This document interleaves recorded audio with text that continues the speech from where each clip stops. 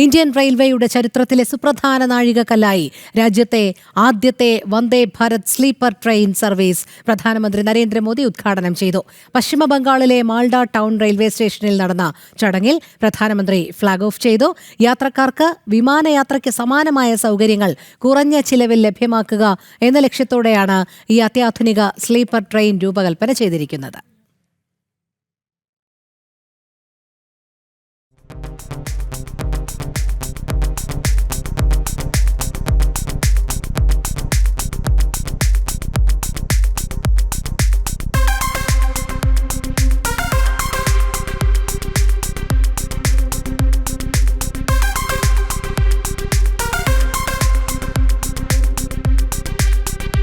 പശ്ചിമ ബംഗാളിലെ ഹൗറയെയും അസമിലെ ഗുവാഹത്തിയെയും ബന്ധിപ്പിക്കുന്നതാണ് രാജ്യത്തെ ആദ്യ വന്ദേ ഭാരത് സ്ലീപ്പർ ട്രെയിൻ.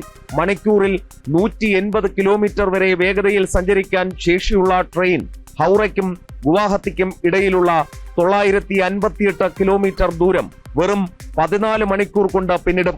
സാധാരണ ട്രെയിനുകളെ അപേക്ഷിച്ച് യാത്രാ സമയത്തിൽ 2.5 മുതൽ 3 മണിക്കൂർ വരെ ലാഭിക്കാൻ ഇതിലൂടെ സാധിക്കും.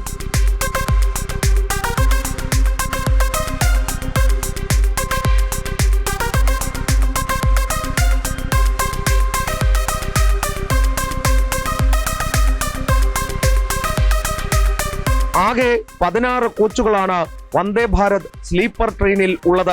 ഇതിൽ 11 AC 3 ടയർ കോച്ചുകളും 4 AC 2 ടയർ കോച്ചുകളും ഒരു ഫസ്റ്റ് ക്ലാസ് AC കോച്ചുമാണുള്ളത്. 823 യാത്രക്കാർക്ക് ഒരേ സമയം യാത്ര ചെയ്യാം. 3 ടയർ ACക്ക് 2299 രൂപയും 2 ടയർ ACക്ക് 2970 രൂപയും ഫസ്റ്റ് ACക്ക് 3640 രൂപയുമാണ് ഏകദേശ കണക്ക്. ഇന്ത്യ തദ്ദേശീയമായി വികസിപ്പിച്ച കവച് ട്രെയിൻ സുരക്ഷാ സംവിധാനം ഈ ട്രെയിനിൽ ഒരുക്കിയിട്ടുണ്ട്. ഇതിനു പുറമെ CCTV ക്യാമറകൾ, ഓട്ടോമാറ്റിക് ഡോറുകൾ, ശബ്ദ മലിനീകരണം കുറയ്ക്കുന്ന സാങ്കേതിക വിദ്യ, ആധുനിക സസ്പെൻഷൻ സംവിധാനം എന്നിവയും പ്രത്യേകതയാണ്.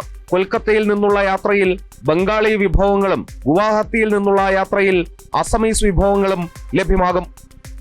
എസ് ശ്രീകാന്ത്, ജനം, ഡൽഹി.